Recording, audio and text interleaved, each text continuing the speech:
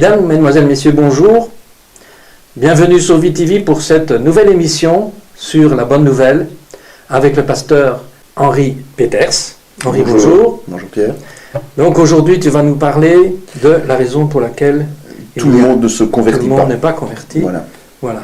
C'est une question intéressante. Oui, parce qu'en fait, on se rend compte qu'on a beau être rempli de l'esprit, ce dont on a beaucoup assisté la dernière fois, on se rend compte qu'on a beau avoir un beau message, aller là où le Seigneur nous envoie, et puis finalement, bien, on n'a pas le résultat qu'on pourrait espérer avoir. Et donc l'idée, c'est de savoir au niveau biblique ce qui fait que c'est tout à fait normal que tous ne se convertissent pas, et que parfois même très peu se convertissent. Alors, Calvin avait une réponse très, très simple. Il parlait de l'élection. Et c'est vrai que c'est un sujet qui reste encore ouvert aujourd'hui, qui est assez ambigu. Et Calvin le voyait comme étant une décision de Dieu, qui disait qu'avant même notre création, avant même notre existence, nous étions élus ou nous n'étions pas. Je ne peux pas partager cet avis-là. Parce qu'alors, il y a quand même un problème. Une prédétermination. Oui, une prédétermination, mais en tout cas, selon Calvin, ça veut dire que c'est un peu une loterie au départ. Donc, on est pour être sauvé ou on est pour être perdu. Et en plus, ça permet aussi à ceux qui sont sauvés de s'enorgueillir. On fait une élite, quelque part. On fait partie d'un groupe privilégié qui a été choisi par Dieu dès le départ pour faire partie de ceux qui sont sauvés et qui partageront l'éternité aux côtés du Seigneur. Je pense que ça va tout à fait à l'encontre de ce principe que Paul défendait dans 1 Timothée 2, 3, 4, qui disait que Dieu veut que tous les hommes soient sauvés. Donc, la volonté de Dieu est que tous les hommes soient sauvés. Mais il est dit ailleurs, notamment dans Romains 9, qu'il fait miséricorde à qui il veut, il endurcit qui il veut. Donc il y a toujours cette interrogation qui restera, ça fait partie d'un mystère que l'on ne peut pas comprendre pleinement, mais il est clair que tant que nous sommes sur Terre, nous ne comprendrons pas tous les mystères, et en tout cas pas dans la globalité, mais on peut quand même approcher l'idée que Dieu défend à ce niveau-là. Et je pense que justement, chaque être humain a l'occasion de donner sa vie au Seigneur. Ça, c'est un principe. Mais c'est uniquement au moment et selon la manière que Dieu détermine. Donc, quand on se retrouve face à quelqu'un, on ne peut pas être certain que c'est son jour, quelque part, son heure. On ne peut pas être certain non plus de sa réaction. Parce que nous allons voir plus loin que ce n'est pas seulement la volonté de Dieu, mais c'est aussi la liberté du choix. On n'impose pas la foi aux gens. On la propose, et puis ils en disposent. C'est ainsi que on ne peut pas tolérer une religion qui, par la force, comme le christianisme l'a fait pendant toute une période, par la force ferait des conversions en masse, en quelque sorte. C'est impossible. Dieu n'a pas du tout prévu ça. Il a créé l'homme à son image, et en le créant à son image, il lui a donné la liberté du choix, et c'est d'ailleurs ce qui a valu notre condition aujourd'hui, suite à la chute d'Adam et Ève. Mais bon, aujourd'hui, l'idée est de se dire, tiens, Dieu détermine le moment, la manière. Alors nous, on a un rôle à jouer dans ce moment, puisque c'est nous qu'il va utiliser au moment où il le veut, pour toucher la personne qu'il veut. On sait aussi que, notamment selon Jean 6, on sait que Dieu, le Père, choisit les élus, en quelque sorte, selon les conditions que je viens d'expliquer, mais c'est le Fils qui se charge de leur salut. Il est dit clairement qu'il ne veut pas perdre quoi que ce soit que le Père lui ait donné. Et le Père a une volonté, c'est que les hommes soient sauvés, mais ils soient sauvés uniquement par la foi en son Fils. Et donc le concept veut qu'à un moment donné, le Père va utiliser le Fils, qui lui-même va utiliser l'Esprit pour convaincre. Donc ça, on revient au principe de la grosse part du travail revient à Dieu. Nous n'avons que peu de choses à faire, mais ces choses sont essentielles. Alors, puisque Dieu sait qui est disponible et qui est disposé à entendre et à accepter sa parole, eh bien, il va diriger. Et on voit que, par exemple, Paul, dans Actes 18, 9, 10, eh bien, s'est fait entretenir avec le Seigneur dans une vision, où le Seigneur lui a dit, ne crains point, j'ai un peuple nombreux dans cette ville, tu dois parler.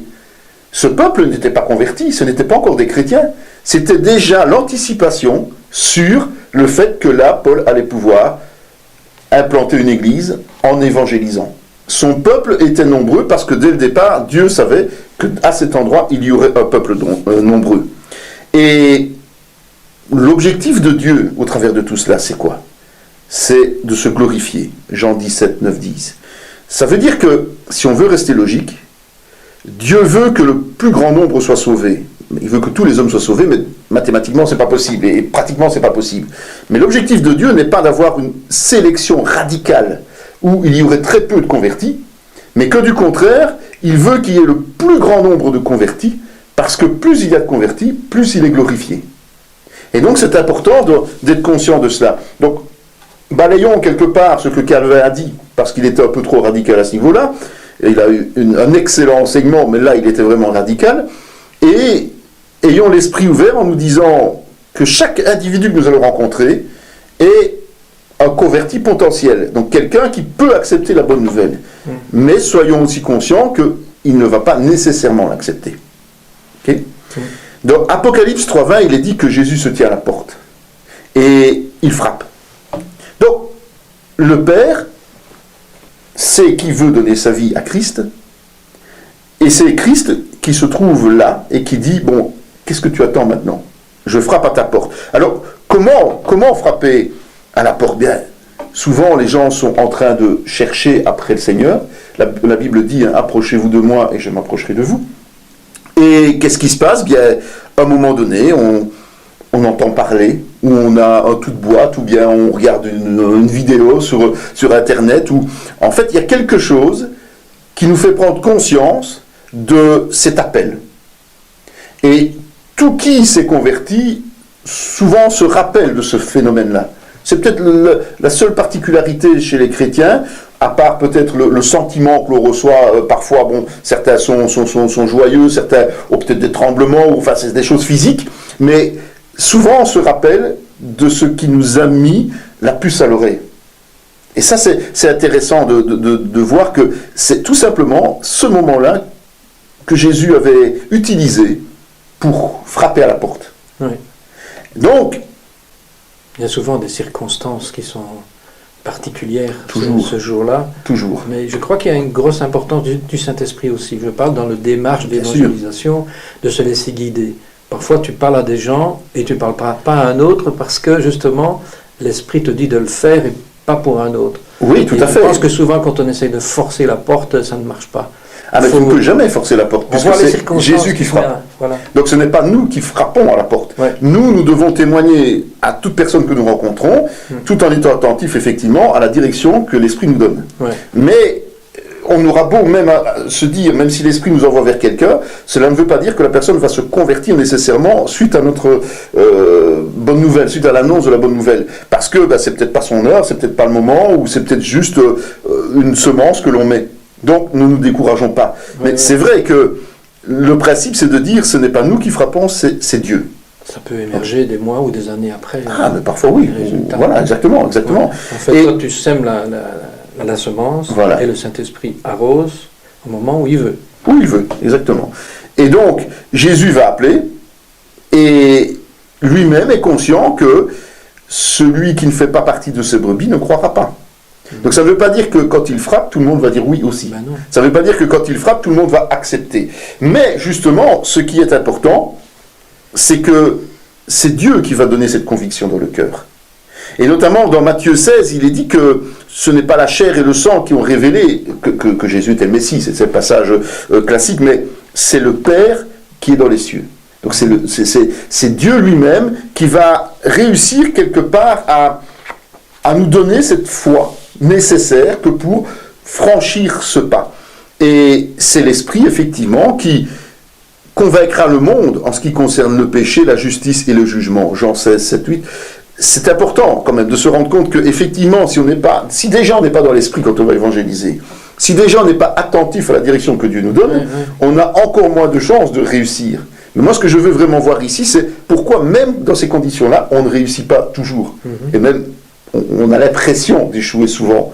C'est une impression, puisque tout ce qui est planté dans la direction de Dieu va tôt ou tard porter ses fruits. Ce ne sera peut-être pas la personne qui a entendu le message, mais peut-être va-t-elle le répéter à quelqu'un d'autre en disant, tu sais, ce fou furieux là, tu sais ce qu'il m'a raconté, et que l'autre personne va se dire, mais en fait, ce qu'il a raconté, c'est peut-être pas si mal, tiens, je vais aller lui poser quelques questions. Et voilà, ça peut partir comme ça. Vraiment, très peu de choses suffisent à parfois permettre à la personne d'entendre que Jésus frappe. Donc, Dieu va donner cette foi suffisante pour pouvoir croire en Jésus, parce que le Saint-Esprit est en action. Et c'est vrai qu'il faut que la personne comprenne le péché, comprenne la justice de Dieu, comprenne le jugement qui attend ceux qui n'accepteront pas Jésus. Ça, c'est pas notre boulot. On a beau l'expliquer, les gens ne comprendront pas. Par contre, si on laisse faire l'esprit, ok. Mais ce qu'il faut savoir, c'est que non seulement Dieu va ouvrir le cœur et les yeux spirituels de quelqu'un, mais il peut aussi les aveugler. Et ça, parfois, on a peine à l'accepter en tant que chrétien, surtout actif dans l'évangélisation, de se dire, tiens, pourquoi est-ce que cette personne-là ne comprend pas? Mais dans Luc 8:10, par exemple, quand Jésus explique pourquoi il parle en parabole, mais en fait, il dit que au travers des paraboles, les gens vont voir ce qu'est le royaume des cieux, mais ils ne vont pas le comprendre. Ils ne vont pas comprendre le sens spirituel et profond de ce qu'est la vie dans le royaume des cieux. Et c'est Dieu qui décide ça. Nous ne pouvons pas intervenir. Nous aurons beau expliquer ce qui est de Dieu, les gens peuvent très bien être fermés. Il est fermé parce que parfois, il est dit notamment dans Marc 4:11, mais aussi à d'autres endroits, dans Matthieu et dans Actes, un passage qui est souvent repris d'Ésaïe, que Dieu parfois a peur que certains se convertissent, que leurs péchés soient pardonnés. Tu as déjà entendu ce passage-là? Marc 4:11-12. Il est dit qu'il parle en parabole, afin qu'en voyant, ils voient et n'aperçoivent point, et qu'en entendant, ils entendent mais ne comprennent point, de peur qu'ils ne se convertissent et que les péchés ne leur soient pardonnés. Alors, c'est frappant, hein? Oui, c'est bizarre. Ah oui, c'est un truc qui m'a aussi frappé quand je l'ai vu. Et je me suis dit, mais enfin, comment notre Dieu, qui est un Dieu d'amour, peut finir par aveugler les gens? Eh bien, l'explication, elle va venir. Oui. L'explication, elle va venir. En fait, Dieu aveugle les yeux de certaines personnes. Il endurcit les cœurs. C'est aussi repris dans Jean 12:40. Et aveugler, ça veut dire que au niveau spirituel, il est impossible de comprendre. Donc c'est vraiment dans le cœur que ça se passe. Mais pourquoi? Parce que l'explication se trouve dans Actes 28, 26, 28, en prenant référence sur le même passage d'Ésaïe, Paul explique que le cœur de ce peuple est devenu insensible. Ils ont eux-mêmes endurci leurs oreilles et ils ont fermé leurs yeux. En fait, Dieu n'agit qu'à posteriori. Quand Paul explique ça, il s'adresse aux Juifs. En tout cas, il parle des Juifs. Oui. Jésus est venu pour les Juifs d'abord, pour le peuple de Dieu. Or, qu'est-ce qu'ils ont fait? Ils ont refusé Jésus, ils l'ont refusé en tant que Messie, ils l'ont refusé en tant que Fils de Dieu, ils l'ont crucifié. Et donc, ça veut dire que, au lieu de comprendre que Dieu le Père envoyait le Fils pour leur donner la vie éternelle, ils ont préféré rester dans leur système religieux et légaliste de l'époque. Combien de fois Jésus a reproché aux pharisiens d'être des légalistes, hein, et d'aveugler même le peuple. Et donc, le fait qu'ils soient restés dans leur entêtement, on va dire, les a rendus aveugles, les a rendus sourds au message du salut. Et de ce fait-là, Dieu a décidé lui-même de les rendre totalement imperméables. Dans le but de la crucifixion? Non, c'est parce que justement, ils ont été eux-mêmes aveugles qu'ils ont crucifié Jésus. Oui, et donc, ils ont été aveugles avant, ils ont été aveugles après. Parce qu'autrement, le plan de Dieu ne se serait pas exécuté, c'est ça que tu veux dire? Le plan de Dieu s'exécute toujours. Mais Dieu savait déjà, omniscient, savait déjà qu'il refuserait le Messie. Et donc, comme il savait qu'il refuserait le Messie, eux-mêmes ayant refusé toute l'évolution spirituelle que le Seigneur a amenée jusqu'au moment où Jésus est venu sur terre, puisque bon, les prophètes ont énormément parlé de Jésus, il faut quand même être clair que le personnage central de l'Ancien Testament, c'est Jésus aussi, c'est le Fils de Dieu. Et donc, ils ont fini par rejeter cela. Bon, progressivement, on voit déjà, allez, il suffit de prendre le livre des rois, les chroniques, voir comment le peuple juif et comment les rois se sont tournés vers l'idolâtrie, ont rejeté Dieu, ont refusé cette réconciliation que Dieu leur propose en permanence. Eh bien, voyant ce comportement, au fur et à mesure, Dieu les a aveuglés de plus en plus dans leur propre aveuglement. Mais la première phase de cet aveuglement, c'est le peuple de Dieu qui l'a commis. C'est dans sa désobéissance. Oui. Ça fait partie, si on regarde Deutéronome 18 avec les conséquences de la désobéissance et de l'obéissance, on voit aussi que la désobéissance amène la mort spirituelle, amène le malheur. Et donc c'est un malheur que d'être aveugle vis-à-vis des choses de Dieu. Et donc ça veut dire que Dieu, sachant que ce peuple refuserait Jésus, l'a progressivement aveuglé au fur et à mesure du temps pour en faire un peuple qui a fini par crucifier Jésus. Et évidemment, le plan de Dieu était parfait puisqu'il allait au-delà. Dans ce même passage de Acte 28, il est dit aussi « Sachez donc que ce salut de Dieu a été envoyé aux païens et qu'ils l'écouteront. » Oui, mais ça n'explique pas la parole de Marc, là, justement, que tu viens de donner, qui dit que dans le but qu'ils ne soient... Dans la crainte qu'il n'y ait pas... ne soient pas pardonnés de leurs péchés. Oui, mais en fait, c'est la conséquence de la désobéissance volontaire du peuple juif à la parole de Dieu a fait que finalement, c'est une condamnation, c'est un jugement de Dieu. Oui, d'accord ? Peur qu'ils ne soient pas pardonnés de leurs péchés. Ça, je ne comprends pas cette phrase. Ah, mais parce qu'en fait, tant qu'ils n'ont pas une conversion totale, conforme à ce que Dieu a dit, c'est-à-dire au travers de la foi en Jésus-Christ, eh bien, ils ne pourront pas être pardonnés. N'oublie pas qu'avant, le principe, c'était on couvrait la faute par des sacrifices. Oui. Tu remarqueras d'ailleurs que l'Ancien Testament. Tu remarqueras d'ailleurs que le temple a été détruit peu après la mort et la résurrection de Jésus. C'est quand même interpellant. Pourquoi ce temple, qui était le seul lieu où on pratiquait le sacrifice pour couvrir le péché et donc pour pardonner le peuple, pourquoi ce temple a-t-il été détruit à ce moment-là ?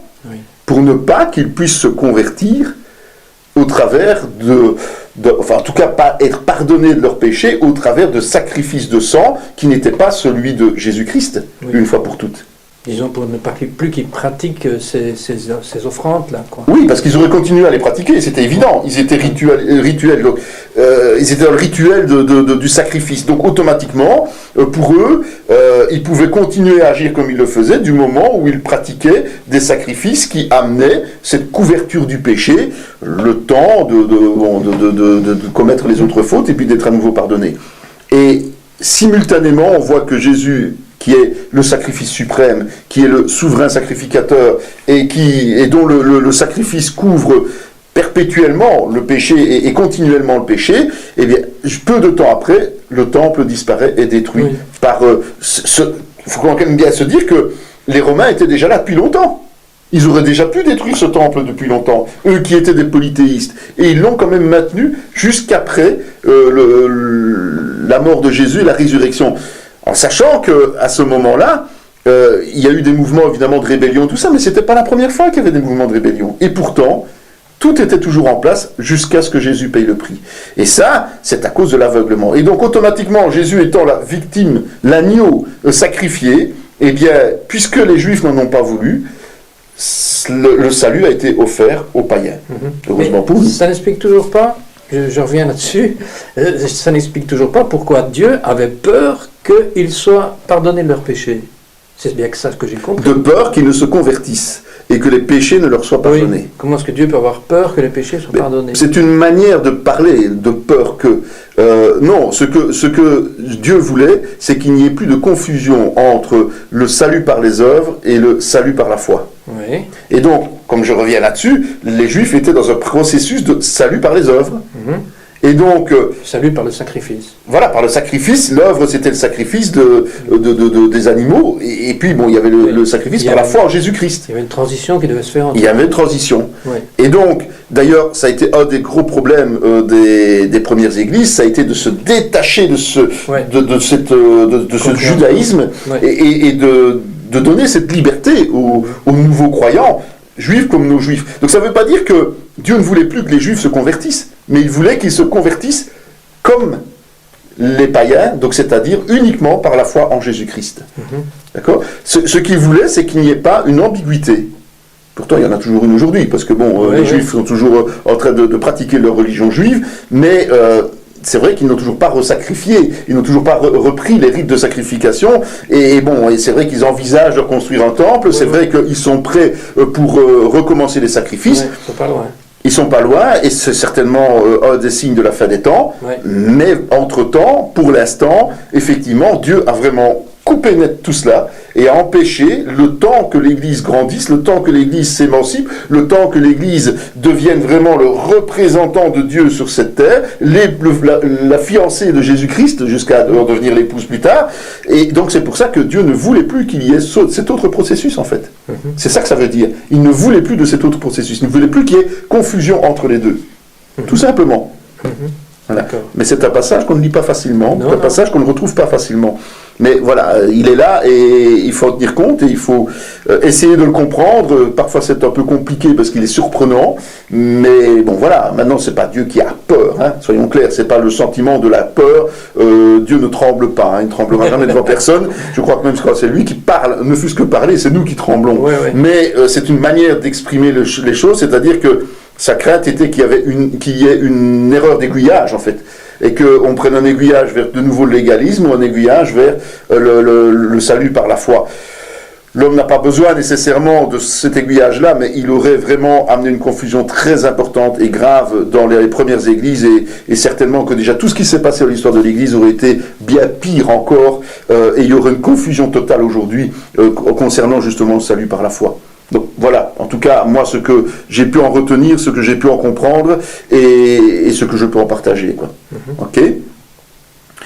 C'est vrai que Dieu connaît tout.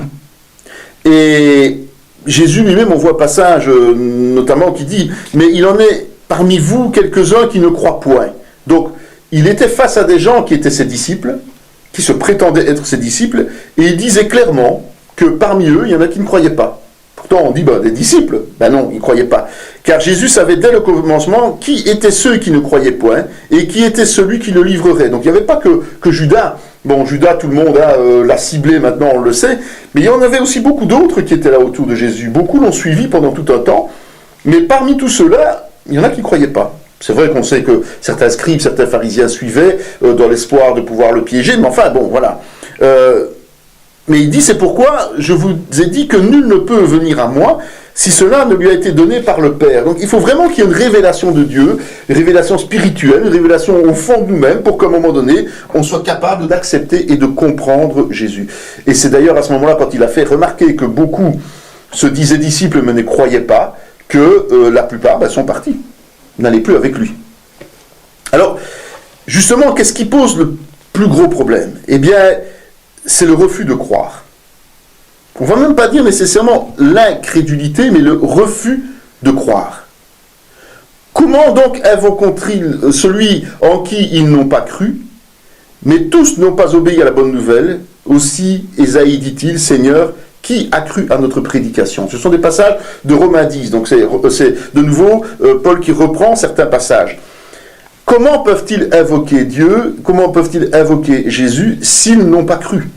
S'ils n'ont pas obéi à la bonne nouvelle. La bonne nouvelle, c'est un ordre de Dieu. Il faut croire en Jésus pour être sauvé. Donc une bonne nouvelle, on se dit toujours, la bonne nouvelle, c'est quelque chose qui libère. Mais c'est un ordre. Il faut croire pour être sauvé. Et c'est vrai que souvent, ce passage d'Ésaïe, on l'a déjà repris 2 fois. Donc dans Marc, dans Actes, maintenant dans Matthieu, il est aussi repris. En fait, il est repris de la même manière, avec d'autres mots. Il est dit, car le cœur de ce peuple est devenu insensible. Ils ont endurci leurs oreilles, ils ont fermé leurs yeux, de peur qu'ils ne voient de leurs yeux, qu'ils n'entendent de leurs oreilles, qu'ils ne comprennent de leur cœur, qu'ils ne se convertissent et que je ne les guérisse. Même principe, hein. Dieu ne voulait plus de ce genre de, quelque part, de gens malhonnêtes, quelque part, vis-à-vis de lui, qui suivaient Jésus, ou qui disaient suivre Jésus, mais qui, au fond d'eux-mêmes, n'obéissaient pas à la bonne nouvelle, c'est-à-dire au salut par la foi. Tout simplement. Et c'est vrai qu'à ce moment-là, Jésus a parlé d'incrédulité. Pour lui, ne pas croire qu'il est venu pour sauver le monde, eh bien, c'est de l'incrédulité. On peut croire en n'importe quoi d'autre, mais pour Jésus, on est incrédule. Okay, c'est le terme qu'il utilise. Alors, il y a des gens qui refusent les invitations. Et, par exemple, dans Acte 26, quand on parle de Festus, le fameux Festus, il est dit, quand Paul lui a rencontré Agrippa, à un moment donné, Agrippa a dit à Paul, tu vas bientôt me persuader de devenir chrétien. Ça veut dire quoi? Ça veut dire, écoute, tu me parles, je suis à la limite d'être convaincu, mais j'ai pas envie. Tu m'invites, mais j'ai pas envie. Bon, Paul lui a dit que ce soit bientôt ou que ce soit tard, la nuance de dire on ne se convertit pas nécessairement dès qu'on entend le message, mais on peut très bien avoir cette semence plantée et puis à un moment donné venir au Seigneur. Plaise à Dieu que non seulement toi, mais encore tous ceux qui m'écoutent aujourd'hui, vous deveniez tels que je suis. Donc le souhait de Paul était, par le témoignage, d'amener les auditeurs, tous les auditeurs au Seigneur, mais Agrippa refuse l'invitation. C'est quand même fou. Et dans Matthieu 22, il y a la fameuse invitation au repas des noces, et c'est la même chose. Ils ne voulurent pas venir. Les invités refusent. Ils ne s'inquiètent même pas de l'invitation. Et il y en a même qui vont jusqu'à outrager les serviteurs. On dit que ceux qui évangélisent seront parfois persécutés, même s'ils sont bénis par le Seigneur, ils seront persécutés. Eh bien, on voit que c'est assez fou, quoi. Jésus est là, il frappe à la porte. Ils ont une invitation pour l'éternité à partager l'intimité de Jésus, et ils refusent. C'est quand même typique, mais nous devons l'accepter. Nous devons être conscients qu'on ne va pas influencer tout le monde, et nous devons accepter que la personne fasse un choix négatif. On ne peut pas lui dire, écoute, tu choisis de la mort, ok. Non, il faut lui dire, évidemment, mais il faut l'accepter. Ça ne sert à rien d'aller refrapper à sa porte tous les jours. D'ailleurs, quand Jésus a eu a envoyé en mission, il a clairement dit, les 70 ou même les 12, il a clairement dit que s'ils ne recevaient pas leur parole, eh bien qu'ils enlèvent la poussière des pieds, qu'ils secouent la poussière de leurs pieds, qu'ils s'en aillent. Donc il ne faut pas insister outre mesure. Je connais des gens qui ont une telle obstination qu'ils vont finir par endurcir le cœur des gens eux-mêmes, au lieu de laisser faire Dieu ce qu'il veut, endurcir ou ouvrir les yeux. Ils vont endurcir tellement, ils vont insister et ils vont braquer les gens. Ça ne va pas, quoi. Ça va pas. C'est d'ailleurs un verset, quand tu parles de la poussière des pieds, c'est un verset qui m'a vraiment frappé, parce qu'il a des conséquences colossales. Si tu lis la suite du verset, où il dit que leur sort sera pire que Sodome et Gomorrhe. Bien sûr. Mais c'est affreux. Ah, mais c'est plus qu'affreux. C'est plus qu'affreux. J'ai vécu dans des témoignages personnels. Ouh là là, qu'est-ce qui peut vous arriver après si vous refusez la parole de Dieu? Il faut bien comprendre aussi qu'à partir du moment où quand Dieu sonde les cœurs, il sait très bien quelle est votre disposition de cœur, il sait très bien si par la suite il y aura un changement ou pas. Absolument. Et s'il n'y en a pas, il n'a plus de raison de vous laisser sur terre. Il vous reprend d'une manière ou d'une autre. Oui. Et ça se termine malheureusement souvent comme ça. Ça se termine souvent comme ça. C'est atroce, mais c'est une réalité. Moi, je ne comprenais pas ce qui m'arrivait. Et Dieu m'a montré ce verset, où secouez la poussière de vos pieds, et le jugement sera pire que Sodome et Gomorrhe. C'est d'une importance capitale. Oui, parce que je crois que quand on évangélise, il faut être conscient de cela. Il ne faut pas non plus se laisser troubler par ce genre d'événement. Non. Parce que la puissance de Dieu est là, mais profiter de ce genre de situation pour appuyer notre témoignage auprès des autres, et surtout pour nous exhorter nous-mêmes à tenir ferme et à aller jusqu'au bout de ce témoignage. Ça, c'est évidemment important. Mais c'est un peu dans la même ligne. Dans Acte 13, il est dit, mais puisque vous la repoussez, donc c'est de bonne nouvelle, et que vous vous jugez vous-même indigne de la vie éternelle. Donc ça veut dire qu'effectivement, quand on rejette, quand on refuse l'invitation, eh bien ça veut dire qu'on a décidé soi-même de ne pas être sauvé. On a décidé soi-même de rejeter la vie éternelle, et effectivement, à partir de ce moment-là, nous sommes entre les mains du malin, et Dieu laisse faire alors. Et puis il y a une autre catégorie de personnes. Les personnes qui n'ont pas besoin de guérison. Jésus disait, ce ne sont pas ceux qui se portent bien qui ont besoin de médecins, mais les malades. Je ne suis pas venu appeler des justes, mais des pécheurs. C'est vrai que souvent on dit que on lui donnerait le bon Dieu sans confession. Hein, on connaît ça. Ouais, mais tu sais, parfois on parle à des gens et on lui dit, est-ce que tu penses que tu vas être sauvé? Ah oui, moi j'ai jamais rien fait de mal dans ma vie, ou si peu de choses, bon, Dieu pardonnera. Mais non, c'est pas juste.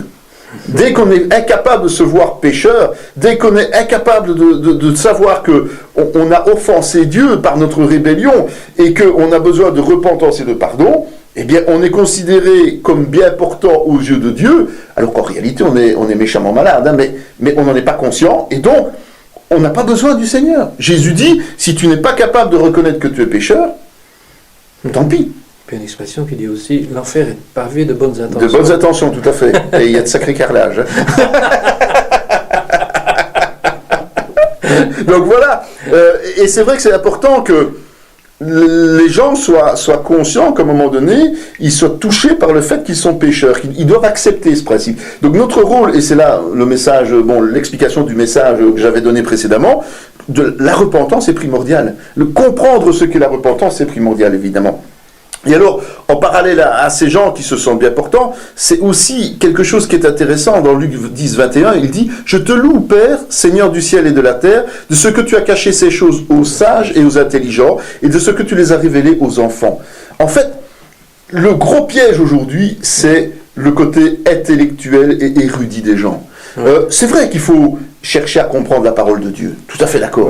Mais la conversion, elle vient par quelque chose de simple. La connaissance n'est pas inutile. Voilà, la connaissance n'est pas inutile, mais elle vient en ajout de d'abord une conversion pleine et sincère, comme un enfant. Puis c'est la justice de Dieu aussi, de dire que la parole est disponible même aux gens les plus simples. Ah mais bien sûr, d'ailleurs, il est clair que si on manque de sagesse, qu'est-ce que la parole dit? Il suffit de le demander. Et Dieu ne nous reprochera pas, mais il nous donnera tout ce dont on a besoin. Donc, pourquoi se compliquer la vie en disant, attention, on va analyser la Bible de façon très intelligente, très sophistiquée, mais c'est honteux. C'est honteux, puisqu'il faut donner à chacun l'occasion de comprendre la parole de Dieu. Donc il faut l'expliquer avec des mots simples. Les êtres humains sont tellement orgueilleux que c'est vrai qu'il suffit de regarder dans un institut de théologie les intitulés des cours. Mais le commun des mortels ne connaît pas le contenu de... On a un intitulé. Mais qu'est-ce que ça veut dire? Alors que c'est simplement un mot savant qui a été rajouté pour dire des choses simples qui sont dans la parole de Dieu. Donc, il faut croire comme un enfant. Un enfant, si on lui raconte une histoire de princesse, il va s'y appliquer. C'est d'ailleurs très dangereux de raconter n'importe quoi aux enfants, parce qu'ils vont s'y appliquer. Eh bien nous, on va nous dire que Jésus est venu sur cette terre, on va nous dire qu'il est mort pour nos péchés, on va nous dire que le Père a ressuscité. Mais comment peut-on contrôler ça?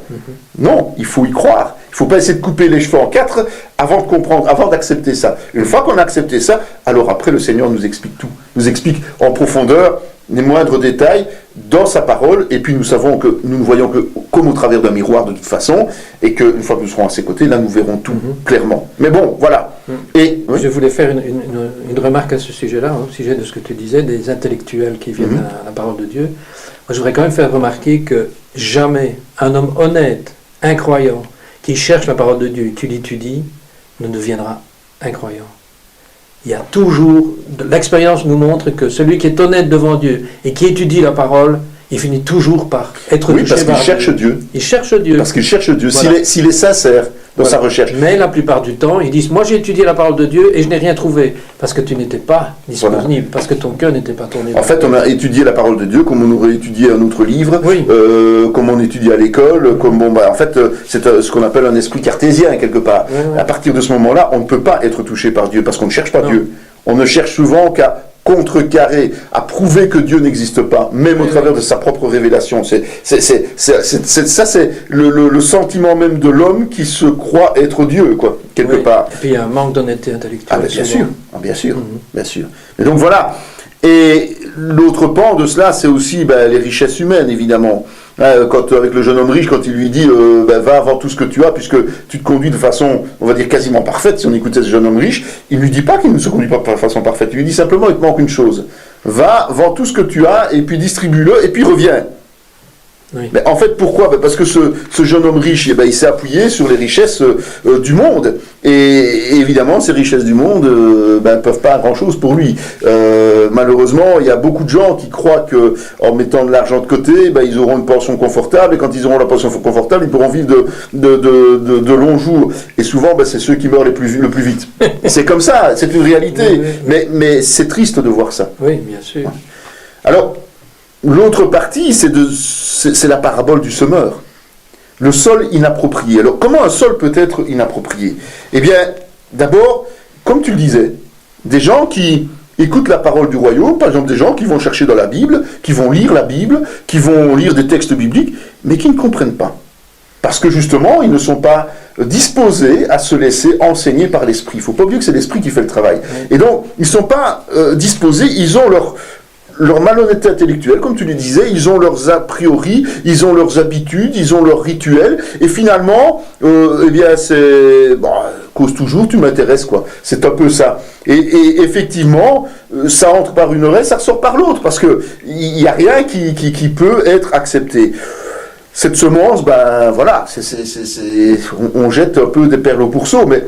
Malheureusement, ça arrive parfois d'en jeter, parce qu'il faut jeter large, il faut semer large. Quand on sème un champ, il y a toujours des semences qui tombent à côté. Il y a ceux qui sont dans ce qu'on appelle les endroits pierreux. Et là, le problème, c'est que justement, c'est une foi qui est très superficielle. On est souvent enthousiaste. Et ça, on se rend compte souvent dans les grandes campagnes d'évangélisation, dans les concerts de louanges, dans les rassemblements de guérison. Il y a des tas de gens qui accourent, et qui sont entraînés dans l'atmosphère, mais ce n'est pas une conversion sincère, c'est juste un sentiment, quoi. Un sentiment, un rattachement à une communauté, et puis évidemment, dès qu'il y a le moins de pépins, terminé, puisqu'il n'y a rien, il n'y a pas de conversion. Celui qui s'est converti avec sincérité, lui, dès qu'il va avoir un problème, il va se tourner vers Dieu, il va dire, tu m'as donné la vie, et puis maintenant, qu'est-ce qui se passe, Seigneur? Même sincèrement, il peut étaler son problème. Mais celui qui lui n'a pas cette conversion sincère et qui a simplement répondu à un sentiment, qu'est-ce qu'il va faire? Il va se tourner, il va dire, ouais, tu m'avais dit que, mais en fin de compte, c'est pas du tout ça. Désolé, moi, je retourne à mes occupations. C'est un peu ça. Le troisième, c'est justement les épines, c'est tout cet activisme autour de nous, c'est-à-dire ces gens qui sont souvent des gens qui sont là tous les dimanches au culte, mais qui, une fois qu'ils sont sortis, s'occupent de toutes leurs petites affaires et oublient que Dieu, il nous attend en permanence. Il est dit dans la parole, prier sans cesse, ça dit comme ce que ça dit. On doit avoir un comportement de soumission au Seigneur en permanence. On doit toujours louer Dieu dans tout ce que l'on fait. Et donc ça, ces trois types de terre, il y en a quand même 3 sur 4, n'oublions pas, ça démontre que la conversion est quelque chose de très sérieux et de très profond. Et s'il n'y a pas ce bouleversement profond dès le départ, un bouleversement spirituel, une nouvelle naissance, une vraie nouvelle naissance opérée par le Saint-Esprit, eh bien, dès le premier problème, même parfois avant le premier problème, on abandonne. Et parfois, on peut être présent dans une église tout en n'étant pas né de nouveau, évidemment. Ça, tout le monde le sait. Puis, il y a des simulateurs aussi. Les simulateurs, c'est en fait ceux qui, lors du tri par les anges, seront jetés dans les mauvais paquets. Et notamment, on parle de l'ivraie, au niveau de la parole de Dieu. Dans Matthieu 13, on parle de l'ivraie. Et cette ivraie, on ne peut pas la retirer nous-mêmes. Donc on doit être conscient que même lorsque l'on témoigne, lorsque l'on parle de la bonne nouvelle, que les gens répondent positivement, qu'ils viennent dans nos églises, on doit être conscient que certains d'entre eux ne sont pas en réalité convertis. Alors qui les a envoyés? C'est pas Jésus qui les a envoyés, c'est le diable. Mais on ne peut pas y toucher, parce que si on y touche, on pourrait entraîner d'autres dans la chute, parce qu'eux ne comprendraient pas. Ce sont des gens peu affermis dans la foi, qui viennent peut-être d'arriver. J'ai vécu ça une fois dans l'église. Un certain nombre de personnes sont parties, mal affermis, en fait c'était vraiment de l'ivraie, sûr et certain, c'est de l'ivraie, je peux le dire aujourd'hui, et finalement ils ont entraîné avec eux, ils sont partis, c'est pas nous qui les avons chassés, mais en partant, même sans que nous ayons eu à intervenir, des jeunes convertis les ont suivis. Parce qu'évidemment leur discours était plus agréable. On sait bien que le diable aime bien vanter, séduire, encourager à se tromper. Donc voilà. Et c'est ce que aussi on appelle dans la parabole des noces l'invité qui n'avait pas revêtu son habit de noces. Il y a des gens qui sont là et qui, malheureusement, seront destinés à l'enfer. c'est vrai que tôt ou tard, on les découvre. C'est ce qui se passe au moment du repas des noces. Là, celui qui n'avait pas son habit de noces, tout de suite, il s'est fait repérer et on l'a rejeté dans les ténèbres du dehors. Mais donc, tôt ou tard, on s'en rend compte. Mais nous devons être prudents, justement, à ce niveau-là, parce que cette ivrée, elle peut aussi un jour avoir une chance de pouvoir donner sa vie au Seigneur.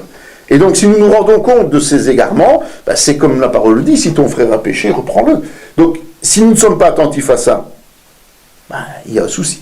Et puis, Jésus dit, notamment dans Luc 6, pourquoi m'appelez-vous Seigneur, Seigneur, et ne faites-vous pas ce que je vous dis. Donc, c'est dans la manière d'agir que nous allons découvrir qui est réellement converti ou pas. Quoiqu'on peut toujours se tromper en tant qu'être humain, soyons clairs. Donc, il ne faut pas non plus devenir des légalistes et commencer à regarder le moindre détail, puisque nous ne sommes pas parfaits. Tu commets des péchés, je commets des péchés, et donc, si quelqu'un, justement, nous observe à ce moment-là, il pourrait dire, ah oui, mais celui-là, il n'est pas converti, puisqu'il commet un péché. Non, n'allons pas jusque-là. Soyons clairs, c'est pas à nous de dire qui est converti, qui ne l'est pas, mais si on se rend compte qu'un frère, ou que quelqu'un qui est dans l'église, et qui apparaît comme un frère, agit mal, eh bien, il faut le reprendre, il faut le gagner. Il faut prier, comme le disait Jean, pour ceux qui commettent des péchés, pour les récupérer au Seigneur. Donc, l'ivrée, elle est là, ce sont des gens que j'appelle usurpateurs, parce qu'ils prennent l'étiquette, le vêtement du chrétien, tout en n'étant pas. Donc nous devons être attentifs à cela, et nous devons effectivement être prudents, parce qu'il y a une chance peut-être de les sauver, et surtout il ne faut pas que d'autres tombent. Il y a aussi une chose absolument fondamentale que je voudrais revenir, c'est le fait que quand on parle des gens qui quittent les églises, comme tu dis, des nouveaux convertis, etc., ce sont toujours les gens qui regardent à l'homme au lieu de regarder à Dieu. Bien sûr. Et ça, c'est une erreur fondamentale qu'on fait aujourd'hui. Voilà. Ah, le pasteur, il a fait ça, ou il y a un tel qui a fait ça, ça ne vaut rien. On s'identifie aux chrétiens alors que c'est à Dieu qu'il faut s'identifier. Combien de fois j'ai eu des gens qui m'ont dit, tu sais, j'ai calculé combien ils tombaient dans l'offrande. Oui. Alors, qu'est-ce qu'ils font avec tout cet argent-là alors que la parole dit, ça ne te regarde pas. Non. Tu donnes toi avec ton cœur et c'est Dieu qui rétribue. Ouais. Si maintenant la personne qui en a la charge n'est pas honnête, c'est à Dieu qui rendra des comptes. Oui, voilà. Voilà, toi tu as fait ce que tu devais, tu as donné avec ton cœur.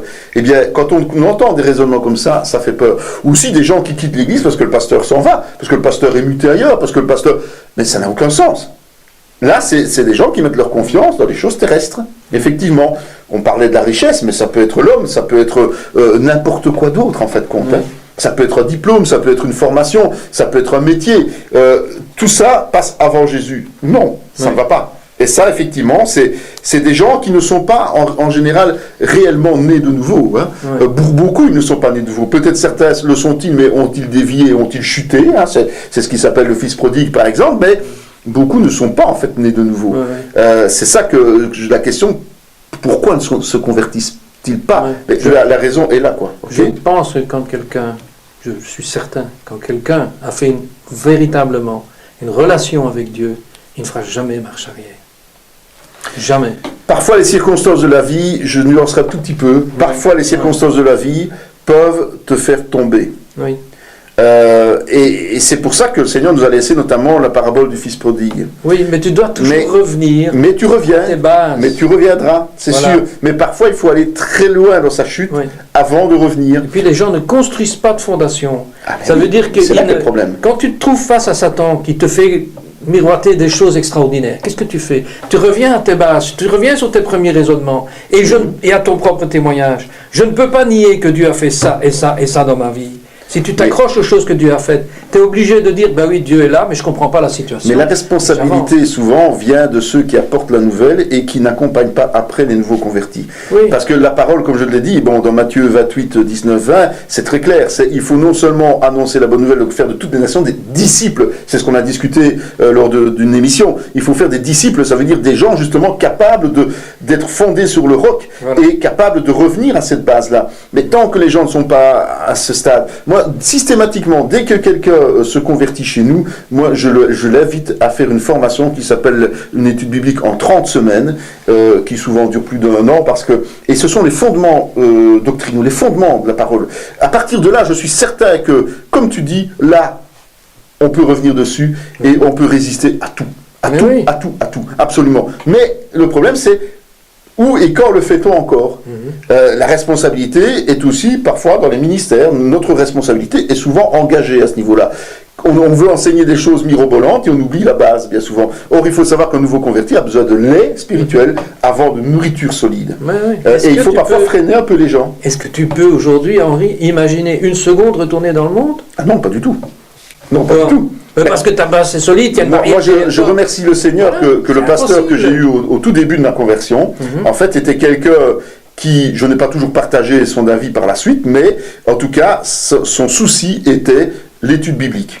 Donc c'est-à-dire qu'on a fait des études de groupe ensemble et on a abordé beaucoup de thèmes de la parole de Dieu. Il m'a donné l'envie d'approfondir et il m'a surtout donné des bases me permettant après de passer au travers de toutes les épreuves possibles. Voilà. Mais parce que tu dis, les circonstances de la vie peuvent parfois expliquer. Si tu ne comprends pas, parfois on voit des pasteurs qui tombent et qui quittent le ministère. Moi je dis, les pasteurs sont des hommes comme les autres, ils ont simplement pas construit des bases suffisantes. Absolument. Et ils sont mais là, Dieu, qu'est-ce que la Bible elle nous dit?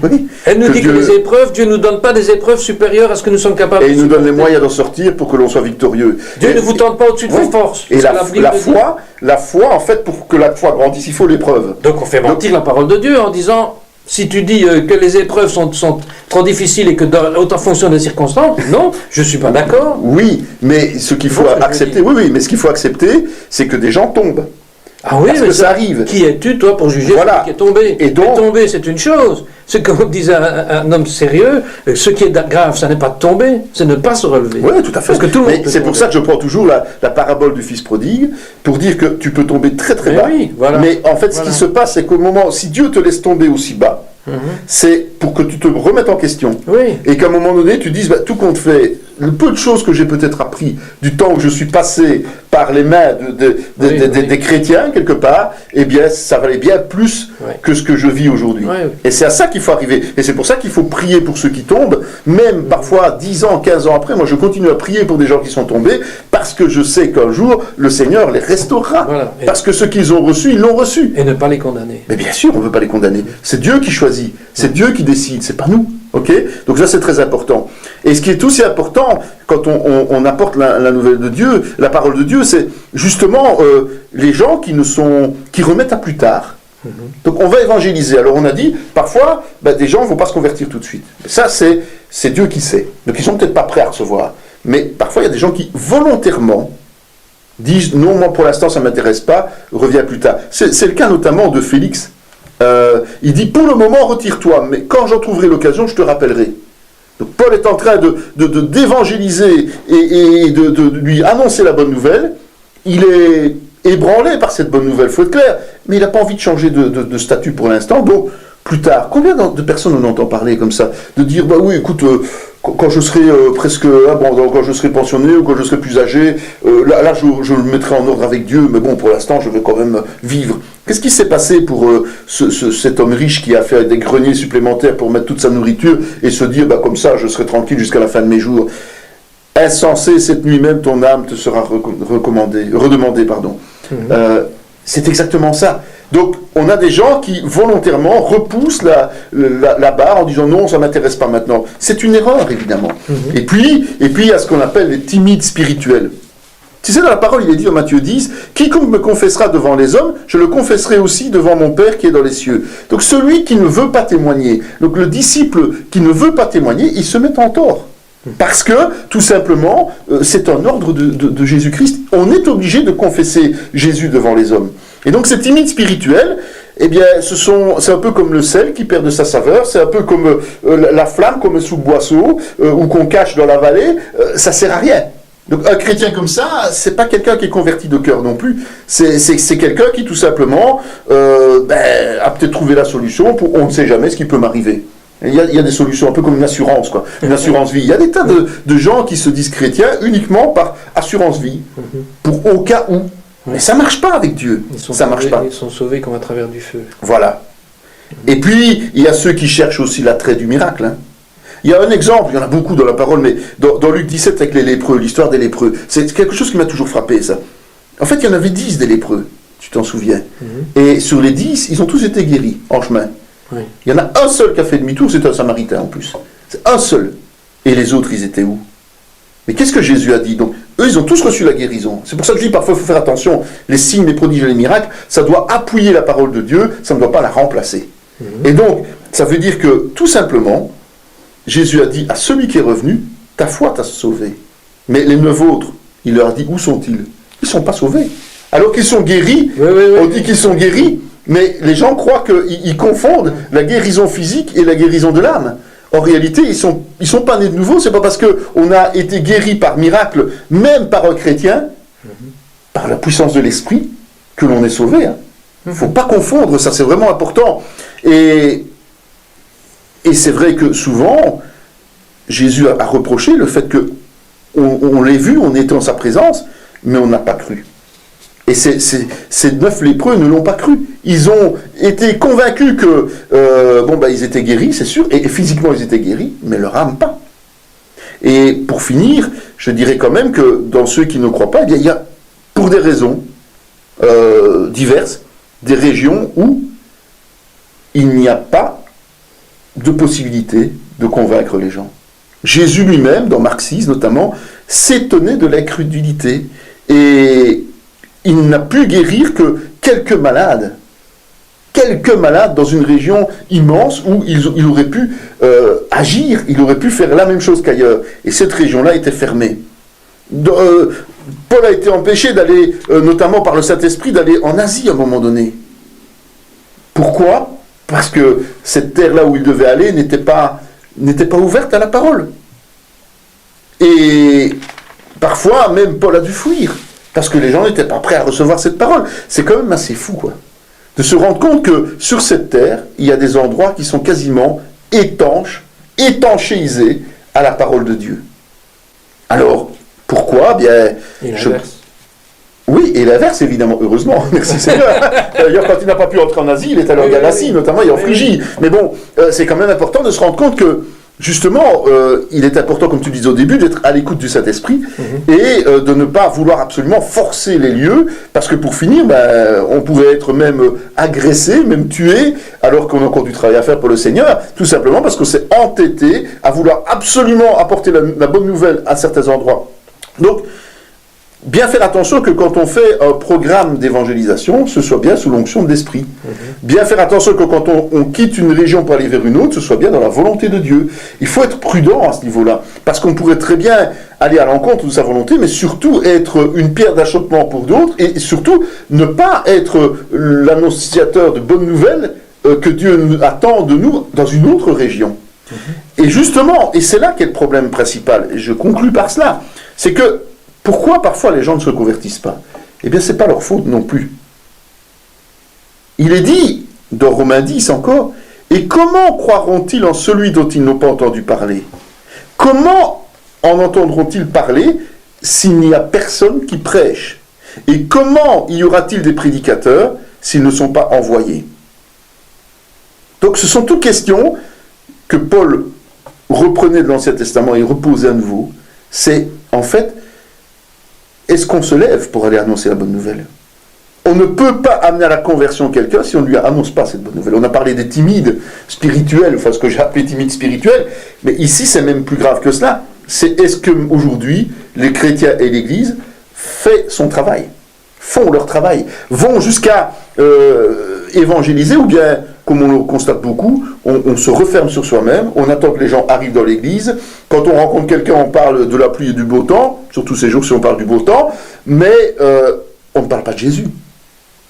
Et Dieu a prévu, même si nous avons une infime responsabilité dans l'évangélisation, il a prévu que nous devions annoncer la bonne nouvelle, et sans cette bonne nouvelle, eh bien, les gens ne peuvent pas naître de nouveau, même si c'est l'Esprit qui les fait naître de nouveau, parce que Dieu a prévu ce principe-là, tout simplement. C'est son choix.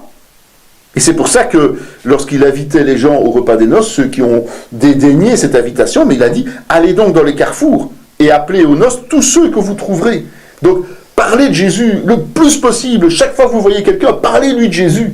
Parce que là-dedans, il y aura toujours des gens qui viendront au Seigneur. Tout de suite, peut-être dans un moment décalé, mais il y aura toujours quelqu'un, la semence sera plantée. Mais acceptons, et c'est ce que je voulais insister aujourd'hui, acceptons qu'il y en a qui volontairement refusent notre appel, notre bonne nouvelle. Simplement, ne nous vexons pas, ne nous décourageons pas, et surtout, continuons à aller vers ceux vers lesquels le Seigneur nous envoie. Voilà. Amen. Merci Amen, Henri. comme tu dis. Et je voudrais terminer peut-être en donnant à nos téléspectateurs un conseil qui résume un peu ce dont tu as parlé aujourd'hui, à savoir que un conseil, c'est lorsque vous avez un témoignage, vous êtes jeune converti, c'est à ce moment-là que Dieu va faire énormément de choses pour vous. Il va vous toucher au travers de guérisons, de miracles et des choses pareilles. Prenez des notes. Notez votre témoignage. Parce que le jour où vous aurez une épreuve, vous allez retourner à cela. Vous allez retourner, c'est ce qu'on parlait tout à l'heure par rapport aux bases. Oui, oui. Construire sa propre forteresse. Parce que le diable va vous agresser et vous direz, mais non, il a fait ça pour moi. Donc c'est incontournable, je ne peux pas retirer ça de ma mémoire. Dieu m'a fait ça pour moi. L'être humain, malheureusement, oublie toujours les bénédictions et se rappelle toujours des épreuves. Oui. Humainement, c'est comme ça. Donc, effectivement, ton conseil, il est vital. Moi, je vais même plus loin. Et dans l'étude en 30 semaines que je propose aux nouveaux convertis, j'ai même une rubrique de mettre les sujets de prière. Et à côté de ça, il y a une colonne pour les exaucements. Et donc, j'encourage les gens à prier. Et une fois que quelque chose leur arrive dans leur vie, c'est d'aller noter. Parce qu'effectivement, quand ils vont être dans l'épreuve, la seule façon d'en sortir, c'est quoi? C'est de se tourner vers Dieu. Et se tourner vers Dieu, comment le fait-on? En priant. Et quand on va prier, qu'est-ce que le Seigneur va faire? Il va nous rappeler qu'on a noté des choses. Et on a noté des témoignages. Et donc, on va retourner vers ce témoignage. Parce qu'on aura peut-être oublié qu'on l'a noté. Ou bien, comme c'est déjà arrivé, une feuille de papier qui tombe on ne sait où, qui tombe d'un tiroir alors qu'on ouvre le tiroir et qui, justement, était la feuille sur laquelle on avait noté un bon événement, quelque chose d'extraordinaire que le Seigneur avait fait. Et donc, plus nous allons noter les choses, et là je suis 100% d'accord avec toi, plus nous allons noter les choses, surtout au début de conversion, plus nous aurons la possibilité de nous appuyer sur cette vérité, sur ce que Dieu a réellement fait pour nous. Parce que c'est bien, la parole, elle dit ce que Dieu fait pour tout le monde. Mais c'est parfois intéressant d'ajouter à cela ce que Dieu a fait personnellement pour nous.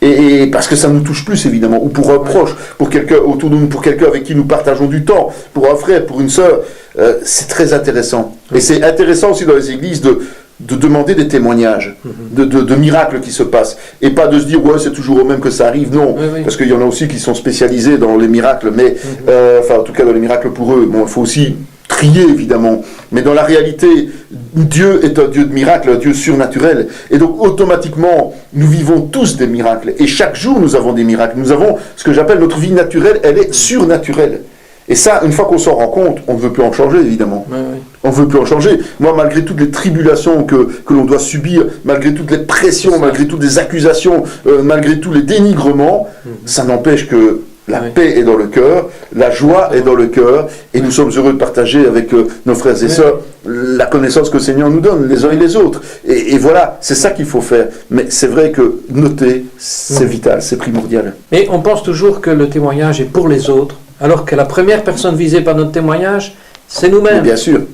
Donc prenez des notes. Moi je sais, personnellement, j'ai passé 7 mois à Tahiti. Quand je suis rentré, la première chose que j'ai fait, c'est d'écrire tout ce que j'avais vécu. Parce que je sais qu'on n'a pas de mémoire et qu'on oublie.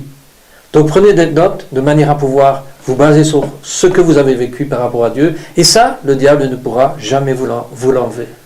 Voilà. C'est ce qu'on a reçu du Seigneur. Moi, j'ai reçu du Seigneur personnellement. Mon épouse et moi avons reçu du Seigneur. Notez tout ce que vous vivez. Amen. Donc, voilà. Merci Henri. Merci Pierre. À la prochaine fois et que Dieu vous bénisse. Au revoir. Au revoir. Merci.